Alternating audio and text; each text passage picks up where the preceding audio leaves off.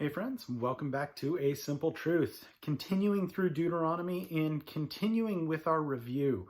So we've been continuing looking at, or we will be continuing to look at how the Israelites have moved in the desert, who they have conquered, the laws that they have been given, all of that stuff. So last time we looked at the conquering of Og, king of Bashan. And then today we're going to be looking at the review of the 10 commandments. So I know we already walked through those, but we're going to continue to take a look at those. And then we saw punishments for disobedience. And today we're going to be looking at what are the blessings for obedience, because God offers that and talks to that as well. So we'll take a look at that. And again, this is going to be Deuteronomy 5 through 7. So, chapter 5. And Moses called all Israel and said to them, "Hear, O Israel, the statutes and judgments which I speak in your hearing today, that you may learn them and be careful to observe them. The Lord our God made a covenant with us in Horeb. The Lord did not make this covenant with our fathers, but with us, those who are here today, all of us who are alive. The Lord talked with you face to face on this mountain from the midst of the fire. I stood between the Lord and you at that time to declare to you the word of the Lord, for you were afraid because of the fire and did not go up to the mountain." He said, "I am the Lord your God, who brought you out of the land of Egypt, out of the house of bondage. You shall have no other gods before me. You shall not make for yourself a carved image, any likeness of anything that is in heaven above, or that is in earth beneath, or that is in the water under the earth. You shall not bow down to them nor serve them, for I, the Lord your God, am a jealous God, visiting the iniquity of the fathers upon the children to the third and fourth generations of those who hate me, but showing mercy to thousands to those who love me and keep my commandments. You shall not take the name of the Lord your God in vain, for the Lord will not hold him guiltless who takes his name in vain. Observe the Sabbath day and keep it holy, as the Lord your God commanded you. 6 days you shall labor and do all your work, but the seventh day is the Sabbath of the Lord your God. In it you shall do no work, nor you, nor your son, nor your daughter, nor your male servant, nor your female servant, nor your ox, nor your donkey, nor any of your cattle, nor the stranger who is within your gates, that your male servant and your female servant may rest as well as you. And remember that you were a slave in the land of Egypt, and the Lord your God brought you out of there by a mighty hand and an outstretched arm. Therefore, the Lord your God commanded you to keep the Sabbath day. Honor your father and mother, as the Lord your God has commanded you, that your days may be long, and that it may be well with you in the land which the Lord your God is giving you. You shall not murder, you shall not commit adultery, you shall not steal, you shall not bear false witness against your neighbor. You shall not covet your neighbor's wife, and you shall not desire your neighbor's house, his field, his male servant, his female servant, his ox, his donkey, or anything that is your neighbor's.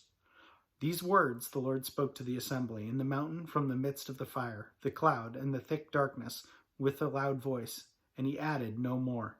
And he wrote them on 2 tablets of stone, and gave them to me. So it was, when you heard the voice from the midst of the darkness, while the mountain was burning with fire, that you came near to me, all the heads of your tribes and your elders, and you said, "Surely the Lord our God has shown us his glory and his greatness, and we have heard his voice from the midst of the fire. We have seen this day that God lives with man, yet he still lives. Now, therefore, why should we die? For this great fire will consume us if we hear the voice of the Lord our God any more. Then we shall die. For who is there of all flesh who has heard the voice of the living God speaking from the midst of the fire, as we have heard, or as we have, and lived? You go near and hear all that the Lord may say, and tell us what the Lord our God says to you, and we will hear and do it." Then the Lord heard the voice of your words when you spoke to me, and the Lord said to me, "I have heard the voice of the words of the people, which they have spoken to you. They are right in all that they have spoken.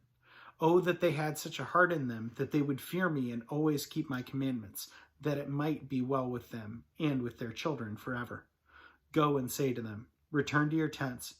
But as for you, stand here by me, and I will speak to you all the commandments, the statutes, and the judgments which you shall teach them, that they may observe them in the land which I am giving them to possess. Therefore, you shall be careful to do as the Lord your God has commanded you. You shall not turn aside to the right hand or to the left.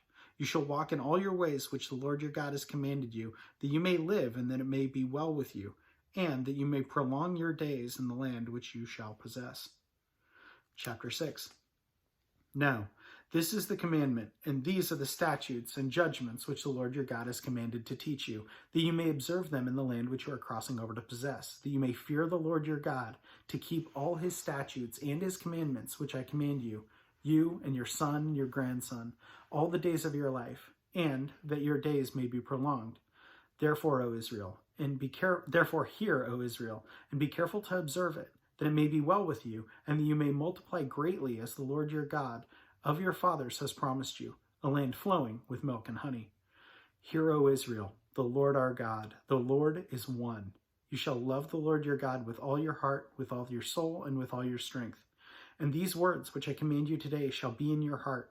You shall teach them diligently to your children, and you shall talk of them when you sit in your house, when you walk by the way, when you lie down, and when you rise up. You shall bind them as a sign on your hand, and they shall be as frontlets between your eyes. You shall write them on the doorposts of your house and on your gates. So it shall be, when the Lord your God brings you into the land which he swore to your fathers of Abraham, Isaac, and Jacob to give you, large and beautiful cities, which you did not build, houses full of good things which you did not fill, hewn-sown wells which you did not dig, vineyards and olive trees which you did not plant. When you have eaten and are full, then beware, lest you forget the Lord who brought you out of the land of Egypt from the house of bondage. You shall fear the Lord your God and serve him, and shall take oaths in his name. You shall not go after other gods, the gods of other peoples who are all around you, for the Lord your God is a jealous God among you. Lest the angers of the Lord your God be aroused against you and destroy you from the face of the earth. You shall not tempt the Lord your God as you tempted him in Massah. You shall diligently keep his commands of the Lord your God, his testimonies and his statutes which he commanded you. And you shall do what is right and good in the sight of the Lord, that it may be well with you, and that you may go in and possess the good land which the Lord swore to your fathers, to cast out all the enemies from before you, as the Lord has spoken. When your son asks you in time to come, saying, what is the meaning of the testimonies, the statutes, and the judgments which the Lord our God commanded you? Then you shall say to your son, we were slaves of Pharaoh in Egypt, and the Lord brought us out of Egypt with a mighty hand.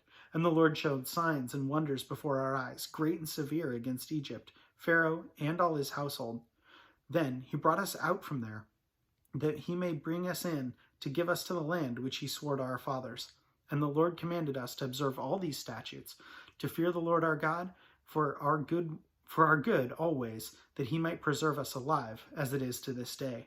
Then it will be righteousness for us, if we are careful to observe all the commandments before the Lord our God, as he has commanded us. Chapter 7. When the Lord your God brings you into the land which you go out to possess, and has cast out many nations before you, the Hittites, the Girgashites, and the Amorites, the Canaanites, and the Perizzites, the Hivitites, and Jebusites, 7 nations greater and mightier than you. And when the Lord your God delivers them over to you, you shall conquer them and utterly destroy them. You shall make no covenant with them, nor show mercy to them, nor shall you make marriages with them. You shall not give your daughter to their son, nor take their daughter for your son. For they will turn your sons away from following me, to serve other gods. So the anger of the Lord will be aroused against you, and destroy you suddenly. But thus you shall deal with them. You shall destroy their altars, and break down their sacred pillars, cut down their wooden images, and burn their carved images with fire. For you are a holy people to the Lord your God. The Lord your God has chosen you to be a people for himself, a special treasure above all the peoples on the face of the earth. The Lord did not set his love on you, nor choose you because you were more in number than any other people, for you were the least of all peoples. But because the Lord loves you, and because he would keep the oath which he swore to your fathers, the Lord has brought you out with a mighty hand, and redeemed you from the house of bondage, from the hand of Pharaoh, king of Egypt. Therefore, know that the Lord your God, he is God, the faithful God who keeps covenant and mercy for 1,000 generations with those who love him and keep his commands. And he repays those who hate him to their face, to destroy them. He will not be slack with them who hates him. He will repay him to his face. Therefore, you shall keep the commandment, the statutes, and the judgments which I command you today, to observe them. Then it shall come to pass, because you listen to these judgments and keep and do them, that the Lord your God will keep with you the covenant and the mercy which he swore to your fathers. And he will love you and bless you and multiply you. He will also bless the fruit of your womb and the fruit of your land, your grain and your new wine and your oil, the increase of your cattle and the offering of your flock in the land of which he swore to give, the land which he swore to your fathers to give you. You shall be blessed above all peoples, and there shall not be a male or female barren among you or among your livestock. And the Lord will take away from you all sickness, and will afflict you with none of the terrible diseases of Egypt which you have known, but will lay them on all those who hate you. Also, you shall destroy all the peoples whom the Lord your God delivers over to you. Your eye shall have no pity on them, nor shall you serve their gods, for that would be a snare to you. If you say in your heart, these nations are greater than I, how can I dispossess them? You shall not be afraid of them, but you shall remember as well that the Lord your God did to Pharaoh and all of Egypt, the great trials which your eyes saw, and the signs and wonders, the mighty hand and outstretched arm by which the Lord your God brought you out. So shall the Lord your God do to all the peoples of whom you are afraid. Moreover, the Lord your God will send the hornet among them, until those who are left, who hide by themselves from you, are destroyed. You shall not be terrified of them, for the Lord your God, the great and awesome God, is among you.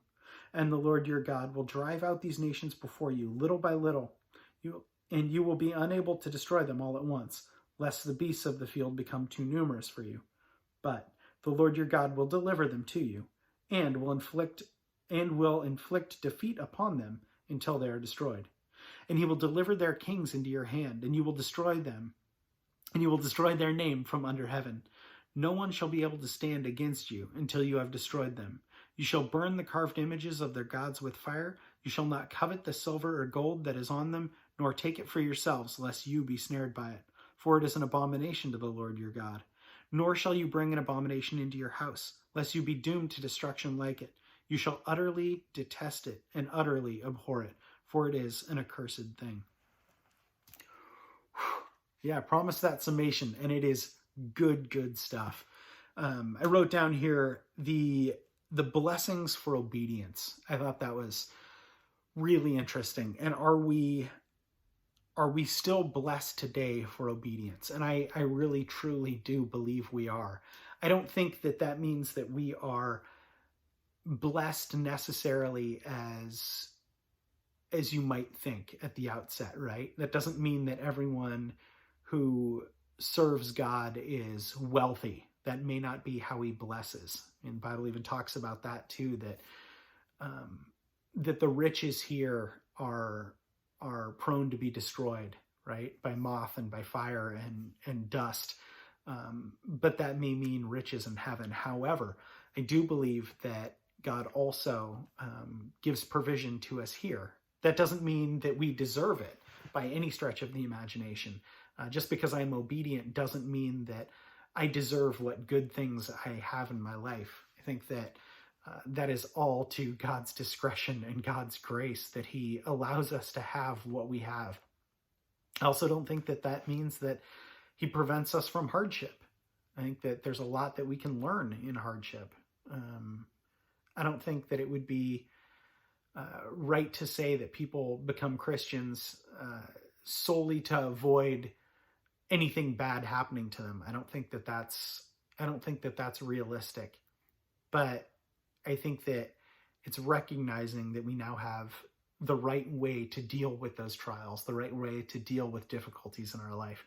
And we also have a way to be blessed very much beyond measure. Anyway, that's what I took from today. As always, thanks so much for joining. Hope you had a good time, and hope to see you tomorrow. See ya.